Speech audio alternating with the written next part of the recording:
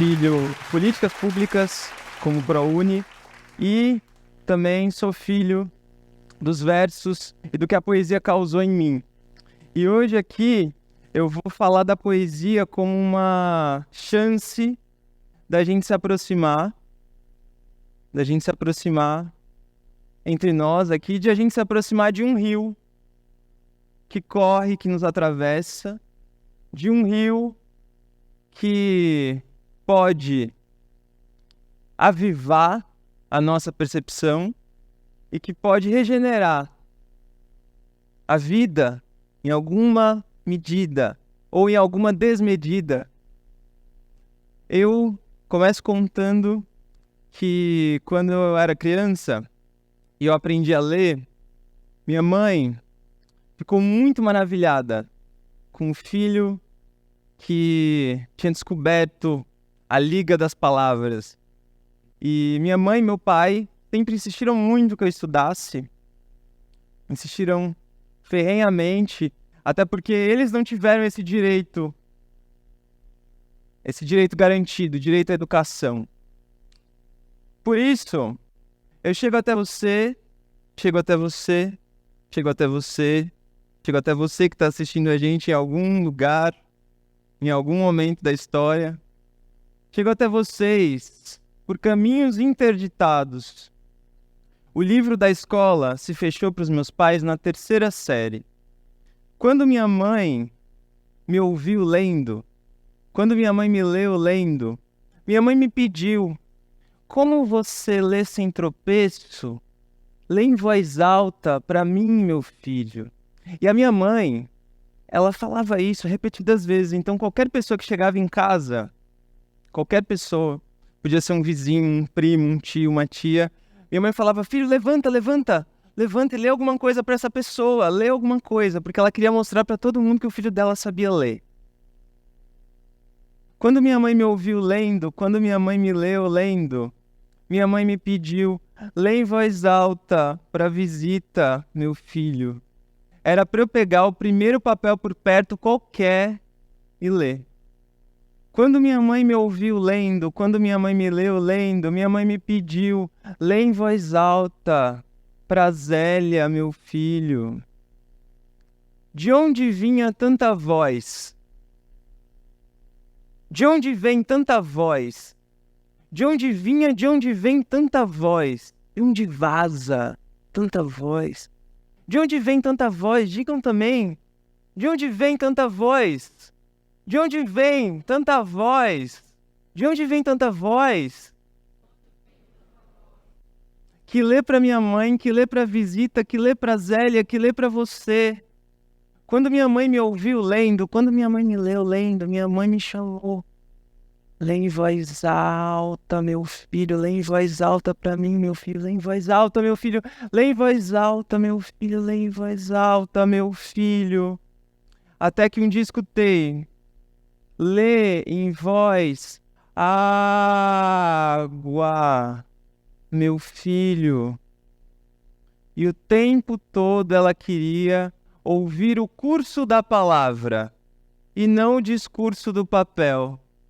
Lê em voz água, meu filho, lê em voz água, meu filho, lê em voz água, meu filho.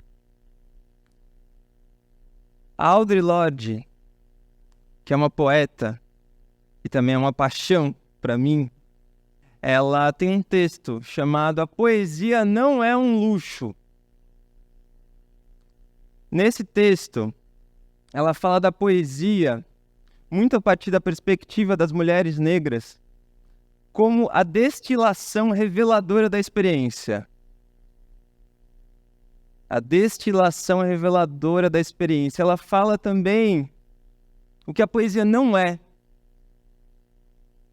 Ela fala que a poesia não é um jogo estéril de palavras, como os patriarcas brancos distorcem e dizem que esse é o seu significado. Um jogo estéril de palavras. E a Audre Lorde ainda diz mais. Ela fala que por meio da poesia a gente consegue dar nome para aquilo que está nascendo. A poesia não é um luxo. E a poesia nos atravessa como um curso de rio. A poesia nos atravessa como um peixe vivo.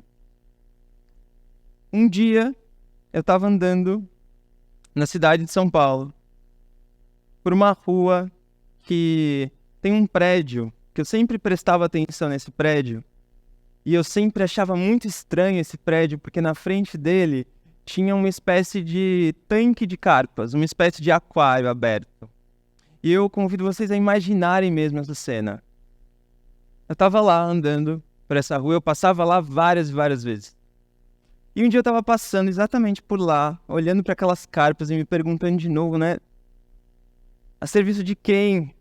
Por que elas estão aqui? Mas nesse dia eu estava prestando menos atenção nas carpas, porque eu estava falando no celular com um amigo, o Antônio. É importante dizer o nome dele aqui porque ele vai voltar já já. Falando com esse amigo e andando nessa rua. Quando eu passei exatamente em frente a esse tanque de carpas, uma carpa pulou e caiu exatamente na frente dos meus pés. Caiu. Ploft. E não é só ploft, né? Que é uma carpa viva. Viva. Imagine a cena. Viva. O que vocês fariam, né? Se uma carpa viva cai na frente de vocês. O que eu fiz, eu me lembro. Eu instintivamente peguei a carpa, devolvi a carpa na água, e a carpa se debatendo, e o segurança do prédio veio até mim, olhou para mim, olhou para as carpas, olhou para mim, olhou para as carpas, fez assim.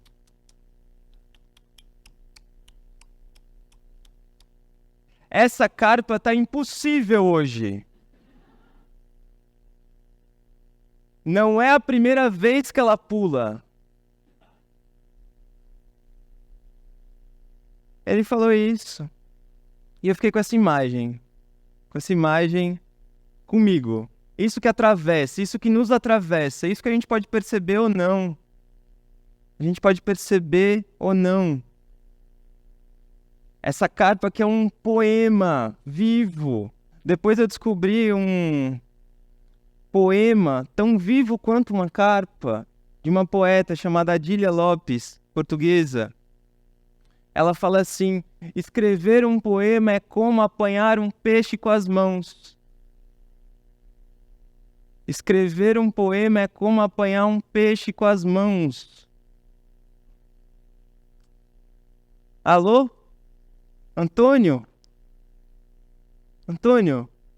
Você não vai acreditar, Antônio. Cortei nossa conversa sem me despedir. Cortei nossa conversa sem me despedir, porque uma carpa pulou na minha frente, Antônio. Antônio, a carpa não sai do meu pensamento. Antônio, não sei se a carpa pulou na calçada ou dentro de mim. A carpa pulou na minha frente para fugir dos limites do seu aquário de concreto? Ou será que nunca vou descobrir as intenções dela, porque a carpa é um segredo da natureza e as minhas hipóteses são simplórias diante da grandiosidade de um peixe que age sem dizer uma palavra sequer? Antônio. Meu pai me apresentou para as primeiras carpas que eu vi na vida. Para as primeiras carpas que eu vi na vida. Elas moravam nas águas ao redor da entrada da casa onde ele trabalhava como pedreiro e jardineiro. Eu não lembro o que eu senti quando eu vi aquelas carpas, todas coloridas. Nem sempre uma carpa pula na nossa frente para lembrar de a gente se surpreender. As carpas eram funcionárias do dono da casa, como o meu pai. Para o dono da casa, a função das carpas era a beleza.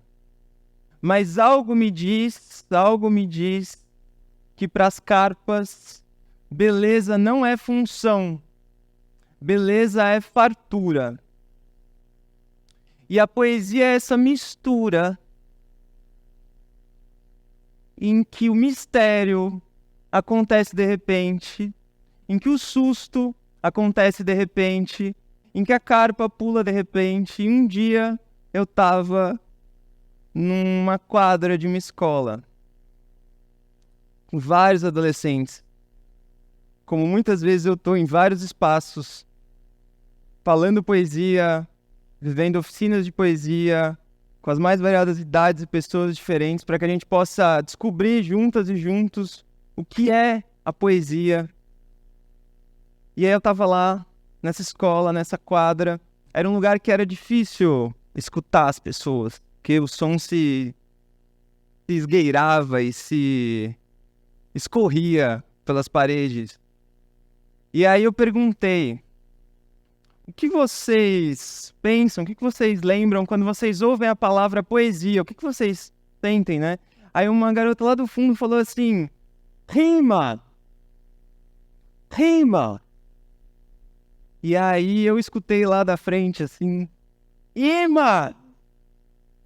Ima! E ela gritava: não! Rima! E aí eu falando: nossa, você falou ima! Tudo a ver com poesia.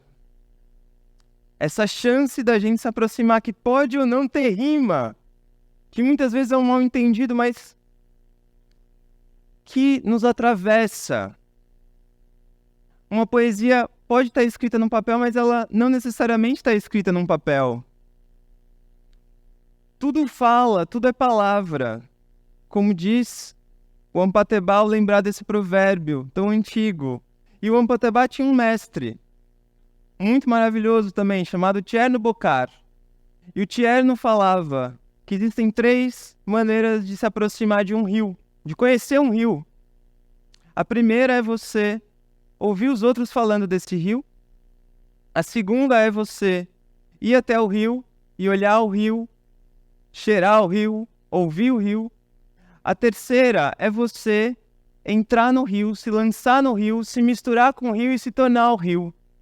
E a poesia é esse convite para a gente se misturar nesse sentido mais radical, nesse sentido de expressão e liberdade. Uma prática da liberdade, ecoando aqui também Paulo Freire, ecoando aqui também Paulo Freire. E chego até você, chego até você, chego até você, com saudade, gente, com muita saudade do tempo sem dono. Escutei de uma criança da cidade que a rua é o lugar de coisas sem dono, de cães sem dono. E agora, no tempo dos donos, chamar alguém de dona é sinal de respeito, não é mesmo? Dona Maria! Dona Maria! Dona Maria! Dona Maria! Como me tornar afluente de um rio, Dona Maria? Dona Maria, o que dizem as nuvens, estas mesmas, quando o assunto são as fronteiras entre os países? Dona Maria, o tempo é curto ou o tempo é um curto-circuito na beira da língua?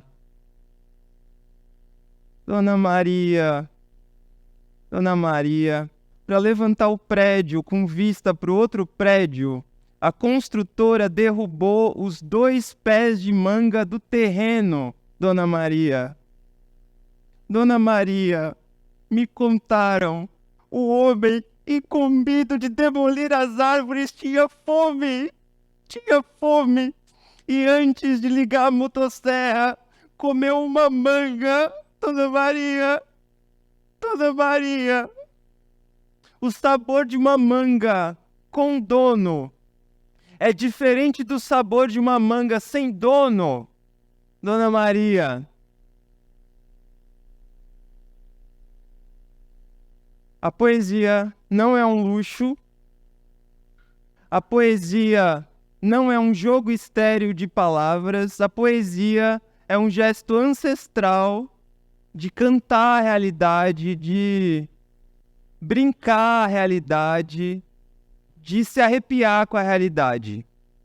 Agradeço muito vocês.